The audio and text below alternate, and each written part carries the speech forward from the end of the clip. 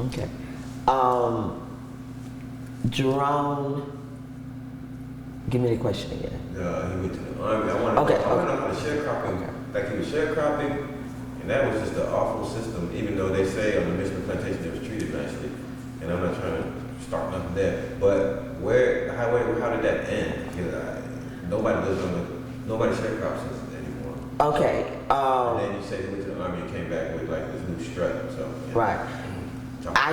I wasn't here or anything. I just get it from my husband and from Jerome. So I can't actually speak about when it started or stopped, but I was told from him and from others that the fire in the belly about making a change and a difference, and when he went into the services and went overseas and saw the difference in a Southern African American way of life and in other countries' way of life. So he came back with that fire in his belly to make a difference, and he recognized that it would be through political aspirations that he could do it. Jerome, I say, was the godfather for every African American within Tallahatchie County that ran for an all-white office and won. That is from Tutwiler, from the top of Tallahatchie County to each side and the bottom. That was for mayors, sheriffs, police officers, constables, judges, and state representatives. Jerome fought for all of those. And I believe that he was the instigator and opened the door for all of those people to hold those offices. Okay, because of the fire in the belly after he got out the service and wanting to make a difference, he was very passionate about making a better life, whether it was paving a road for you, or getting some gravel for you, or water rights. Like I said, I think his first project was the water rights for Goose Pond, because. Can you tell me how the water works? Because the niece told me we got the last of the water. I'm like, how do you get the last of the water? Okay. When they left Frank Mishner's plantation and stopped the sharecropping, Jerome's mother, my husband's mother and father, they bought the land, which is now called Goose Pond.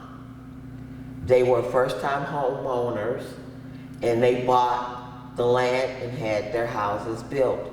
And when he died in that home.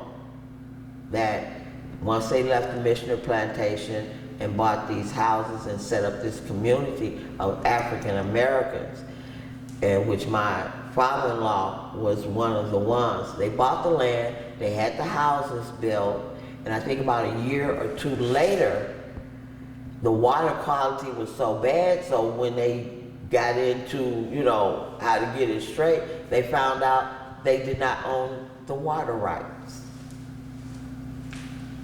So him as the young man, my father-in-law as the elder, and a couple of other elders that I'm not remembering their names, they formed and won the water rights for their community.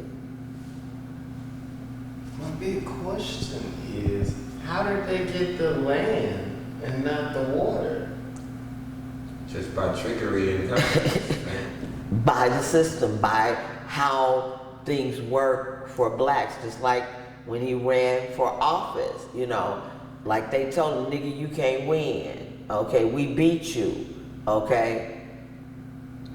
That's when he did the research and found out the key to winning, because they told him he won. He ran once, They put another African American in there, and he lost. Then when he went in the third time, he had learned that the key to all of that, because they were beating us at the polls, at the vote, because see, he could gather the votes. He was known for that. And like I said earlier, his last election, he did not let us know how sick he really was. And he ran on, his motto was, you can lay your hands on it. Because he had did so many different things. And he had a whole list of papers, and I'm gonna try to find it for you too. And you can cut this part out. I'm gonna try to find it for you, what he ran on. And he ran his campaign on, you can lay your hands on it. And it talked about all the different things that he did.